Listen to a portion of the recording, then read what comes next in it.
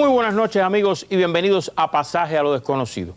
En la noche de hoy vamos a tener una pregunta como centro de nuestro programa. ¿Quién inventó el teléfono? La versión universalmente aceptada y posiblemente la que usted conozca es la que tiene como centro también el documental de la noche de hoy. Veamos qué dice.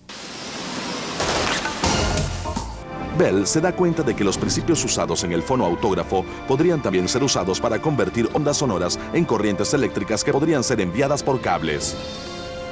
Al entender cómo puedes manipular las ondas sonoras, hacerlas comenzar y convertirlas en ondas de corriente eléctrica, dio un enorme salto que le dio una ventaja sobre sus competidores. Vocal, caballo. Alexander Graham Bell ahora está convencido de que transmitir una voz por un cable eléctrico es posible.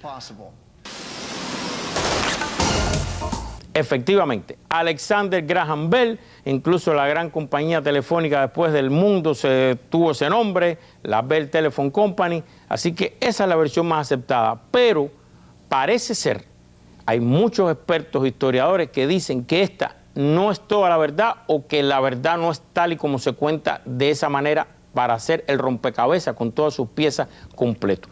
Para responder esta pregunta, tengo el placer de tener conmigo nuevamente aquí en el estudio al doctor José Altschuler, presidente de la Sociedad Cubana de Historia de la Ciencia y la Tecnología. Buenas noches, bienvenido a Pasaje a lo Desconocido de nuevo. ¿Usted está de acuerdo con la tesis documental? ¿Esa es la respuesta a esa pregunta o cree que es más complejo el asunto?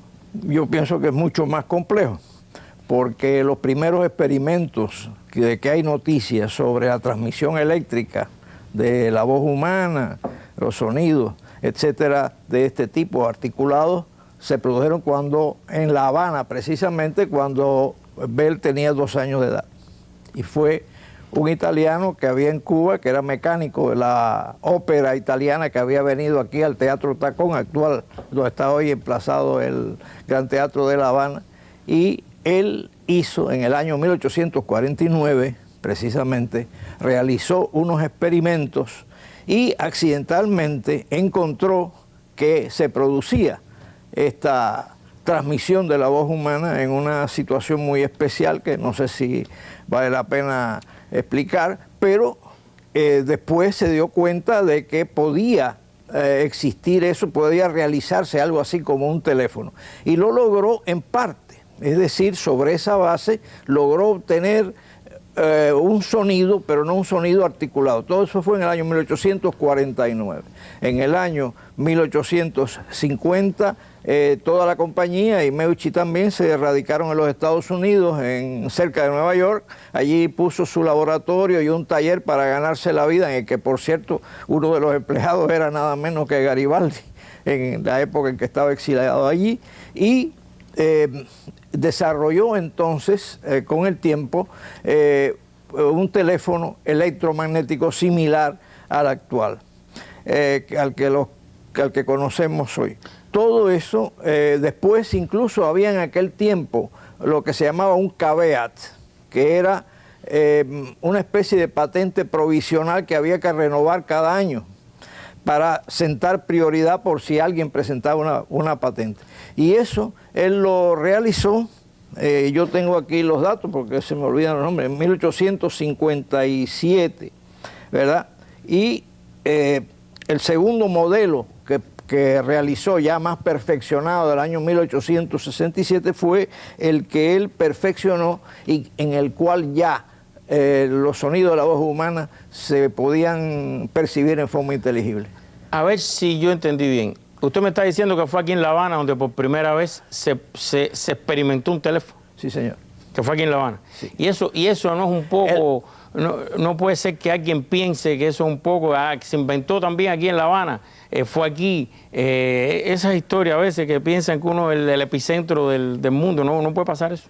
No, sí puede pasar, ¿verdad? Hasta que un profesor, el profesor Basilio Catania, un profesor italiano, especialista en telecomunicaciones, que por cierto lo recibimos aquí en La Habana cuando empezó a realizar los estudios sobre Meucci para que esto estuviera sobre una base firme, y encontró la documentación porque hubo querellas de tipo legal en los Estados Unidos, no solamente por Meucci, sino por otros. Incluso Martí habla de eso.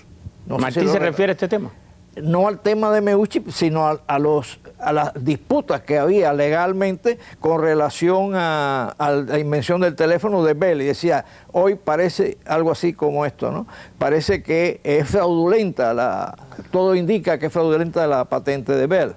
Alguien, alguna institución, puede ser en Italia, de donde era Meucci, ¿no? Era italiano. Sí. O puede ser en Estados Unidos. ¿Alguna institución ha reconocido que Meucci creó el teléfono antes que Bell?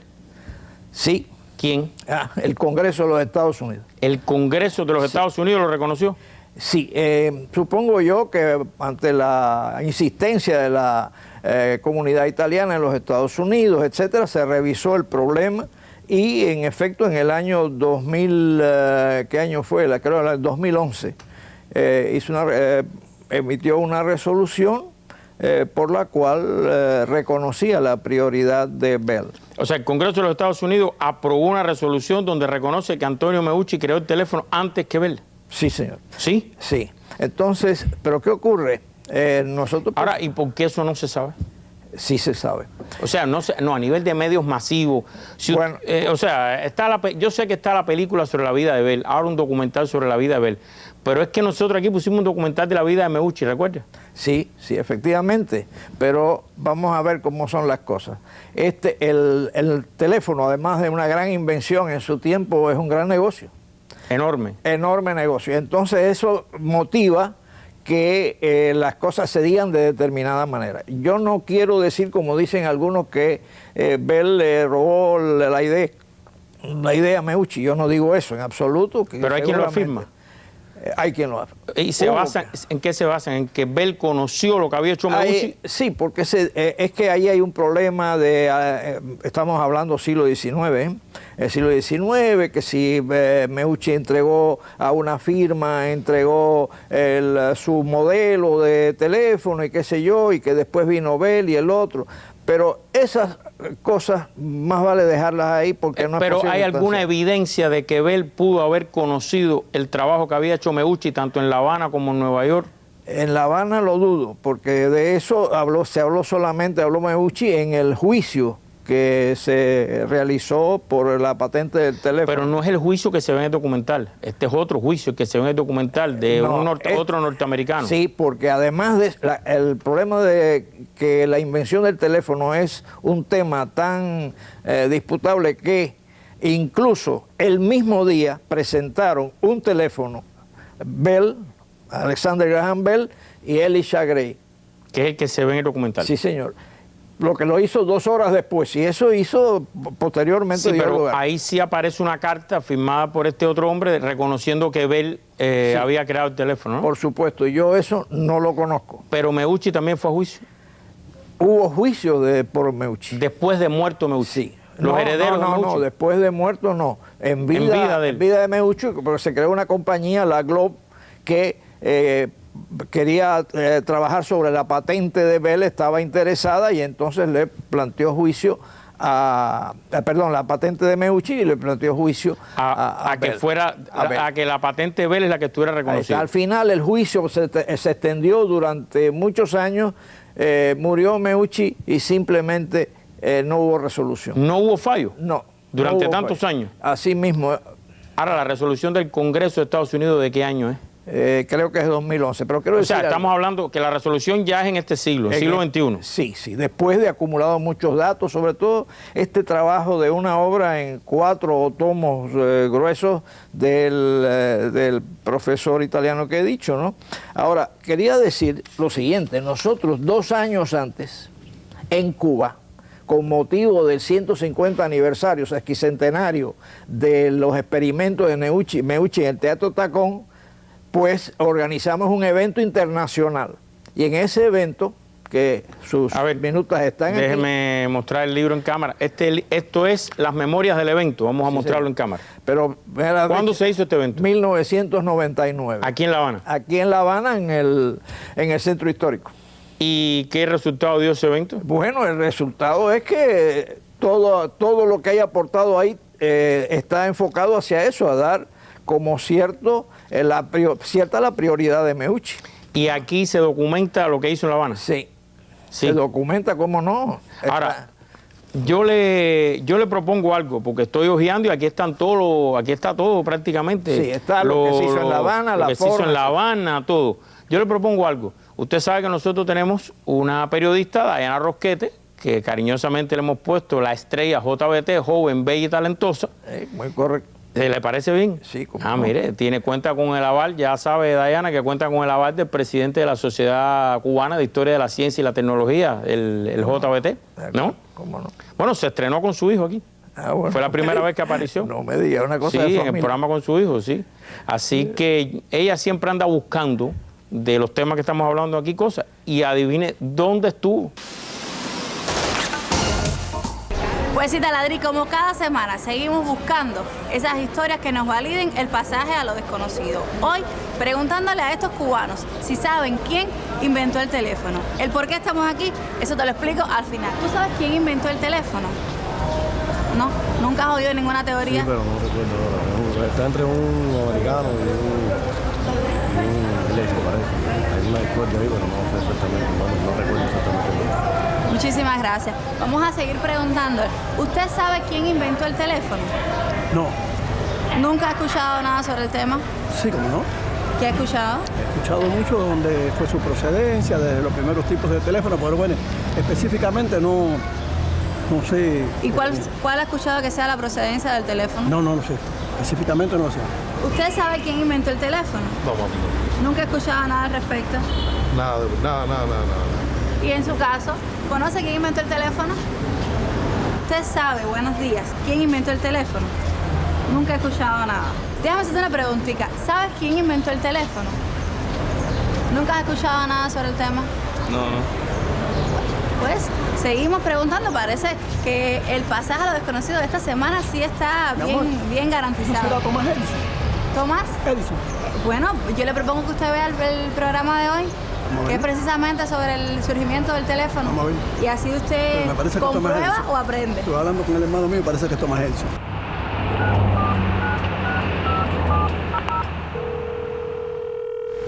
Pues hasta aquí nos hemos trasladado, hasta el Gran Teatro de La Habana, porque aquí se remonta una de las teorías que sugiere el surgimiento de la telefonía. Y aquí hay una tarja que así lo valida.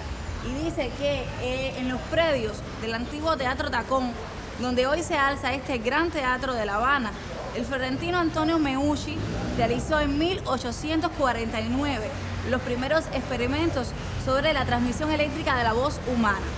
150 años después, cubanos e italianos se unen para conmemorar tan relevante acontecimiento que marca el nacimiento de la telefonía. Estamos hablando del italiano Antonio Meucci. Y con esta revelación estamos terminando nuestro contacto de hoy. Ahora te devuelvo la señal. Bueno, muchas gracias a Dayana, que ya sabe que cuenta con el aval del doctor Achuler, padre. Por cierto, dentro del teatro hay otra tarja. Sí. En el patio interior hay otra. Es muy anterior, enviada de Italia. Enviada de Italia y antes de esta. Sí. Esta está para la calle. Sí, pero dentro del teatro hay una que dice más o menos lo mismo, ¿no? Sí, lo que pasa es que tiene su errorcito y eso. Pero no. La anterior, la que mandaron de Italia. Con carácter técnico. Sí. Bueno, está haciendo su papel de presidente de la Sociedad de Historia de la Ciencia y la Tecnología. De todas maneras, sí. Ahora, ¿qué le parece? Bueno, me parece, es lamentable, pero es así. Hay que divulgar esto más. Pero es curioso, porque este documental, ¿verdad?, es muy bueno, pero es una apología de los trabajos de Bell. Todo planteado en una forma como si Bell hubiera sido el único que hubiera trabajado esto. Esto no es así. Además, el teléfono que inicialmente hizo Bell, pues tenía la característica de que no era inteligible, no era suficientemente bueno. Lo mismo que pasaba con lo que pasó con los experimentos de Meucci aquí en el teatro. Es decir, tampoco estaba, los años que transcurrieron de ahí hasta el momento que él presenta su caveat, es decir, su solicitud de prioridad o de patente, ¿verdad? Que valía $20 entonces, por eso no presentó la solicitud de patente propiamente, porque eso valía $250 y no lo tenía.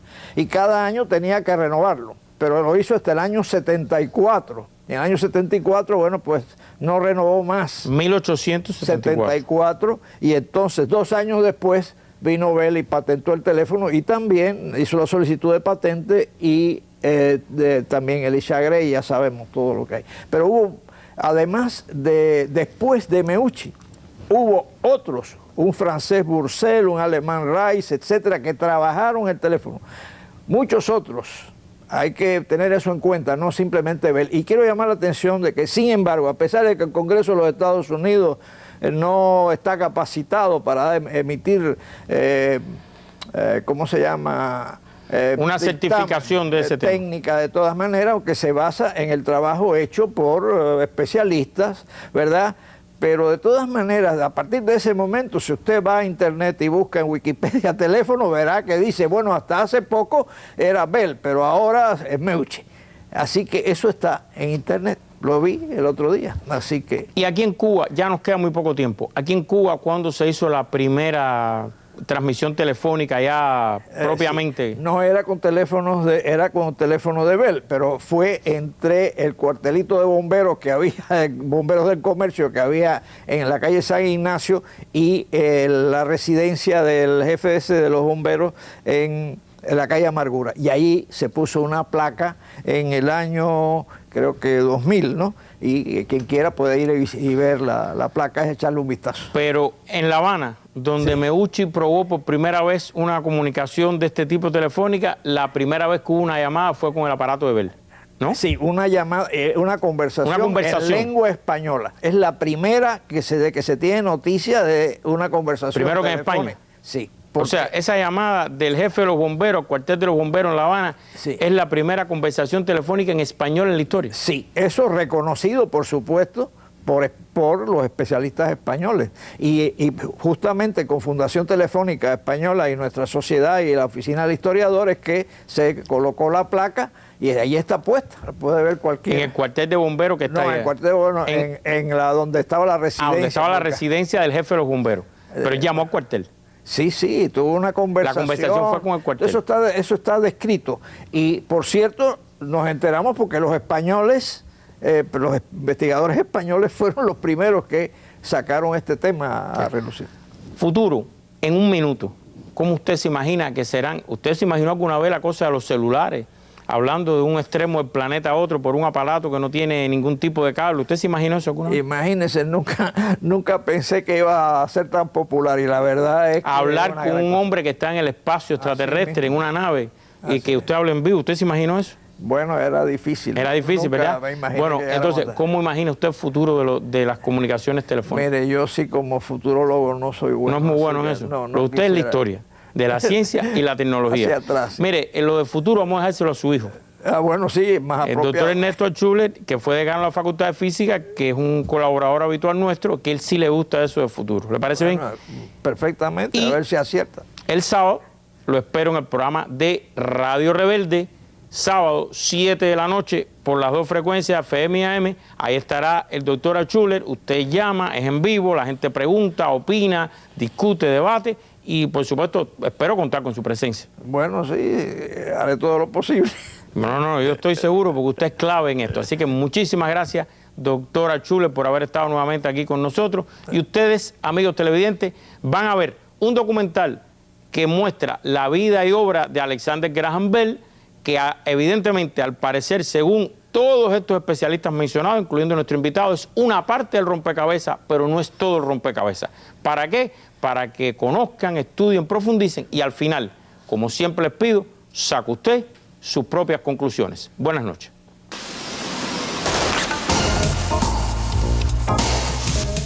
Alexander Graham Bell nació el 3 de marzo de 1847 en Edimburgo, Escocia. es el segundo de 3 varones. 3 generaciones de su familia han sido profesores de habla en universidades de Edimburgo, Dublín y Londres. Bell crece rodeado por la ciencia del sonido.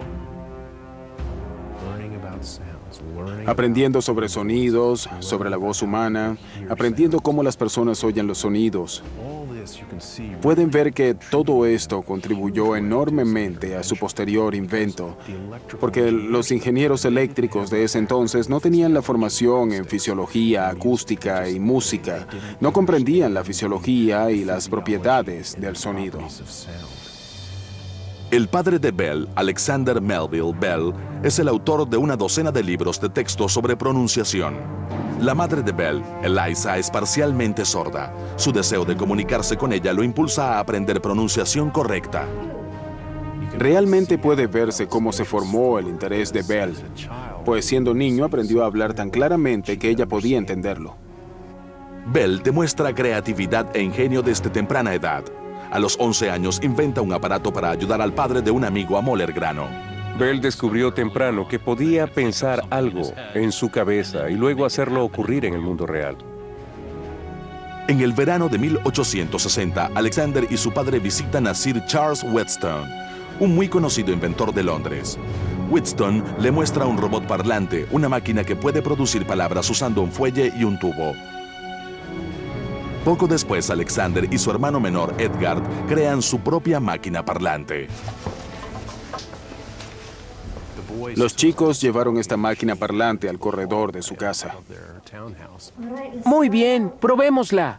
y lograron que hiciera el llanto de un bebé.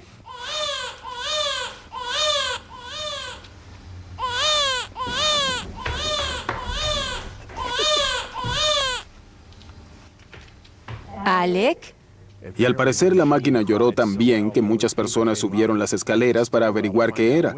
Ese bebé está en problemas, ¿qué está ocurriendo? Durante su adolescencia, Alex continúa estudiando el habla y explorando cómo se producen los sonidos vocales. En 1865 se convierte en miembro de la prestigiosa Sociedad Filológica de Londres, una organización que estudia los lenguajes del mundo. Todas esas destrezas lo ayudaron a obtener su primer empleo, enseñando en una escuela privada para chicos de clase media. Alec es un maestro exitoso, pero en 1870 sus 2 hermanos habían muerto de tuberculosis y la familia se muda a Norteamérica en busca de un clima más saludable. Después de un breve periodo en Canadá, Bell se muda a Boston y comienza a enseñar el método de habla visible de su padre a niños sordos. Cuando Bell llega a los Estados Unidos, se involucra profundamente en la educación de personas sordas en Boston. Eso refleja la noción de su familia de que debías retribuir, que debías hacer algo útil con tus ideas y cambiar la sociedad.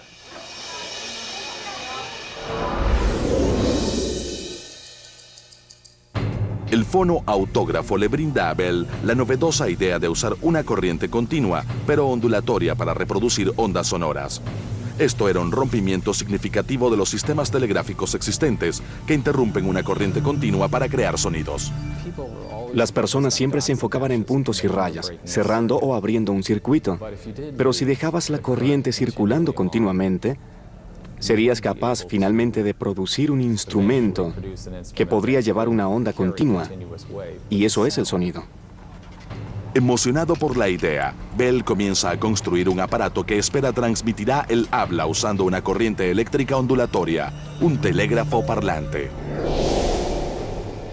Bell desea trabajar a tiempo completo en el telégrafo parlante, pero sus socios financieros aún no ven el potencial comercial. Desean que se concentre en su telégrafo armónico, un aparato con una aplicación existente y un retorno seguro de su inversión. Las presiones sobre Bell eran enormes. Se movía constantemente y nunca dormía lo suficiente. De hecho, se hizo extremadamente agitado y todos se preocupaban por su salud física. Para complicar las cosas, Bell se enamora de una de sus estudiantes, Mabel Hubbard, la hija de su patrón Gardiner Green Hubbard. La familia Hubbard insiste en que no puede casarse con Mabel hasta haber terminado su telégrafo armónico. Sí, Sí. Lo que realmente estaban diciendo era que él aún no se había establecido en la vida y lo que en realidad debía hacer era inventar algo para ganar dinero y así obtener la mano de Mabel Hubbard en matrimonio.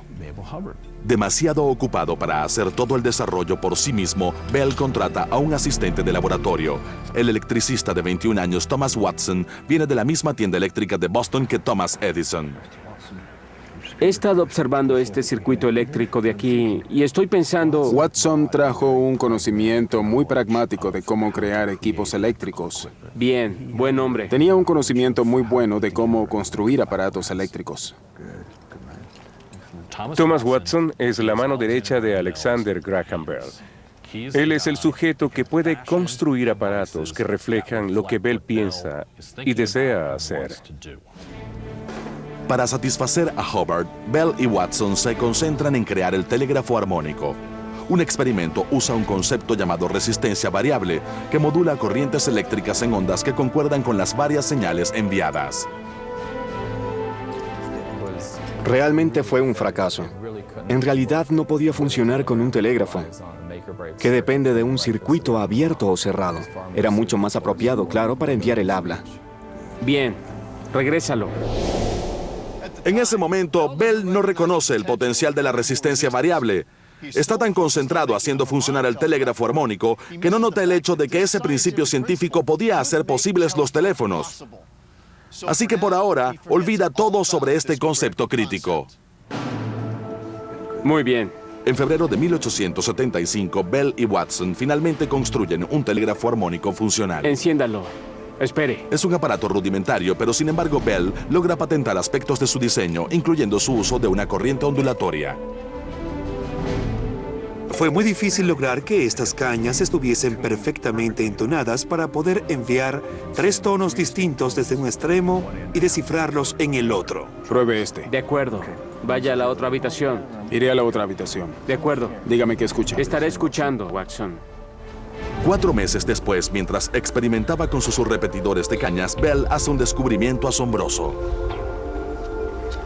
Bell sostiene una muy cerca de su oreja y la está ajustando. Mientras hace eso, Watson, en el otro lado, está haciendo vibrar la caña. De pronto, Bell escucha un débil tañido de la caña de acero que presiona contra su oído. No escuchaba un tono fundamental, claro, pero recuerde, hay 3 cañas en cada extremo, sino parte de los tonos de las otras cañas o suficiente de los tonos de las otras cañas para poder escuchar un sonido complejo. Para la mayoría de los hombres, escuchar varios tonos provenientes de una caña de acero no tendría ningún sentido, pero para Bell, con su aguda comprensión del sonido, el accidente es un avance.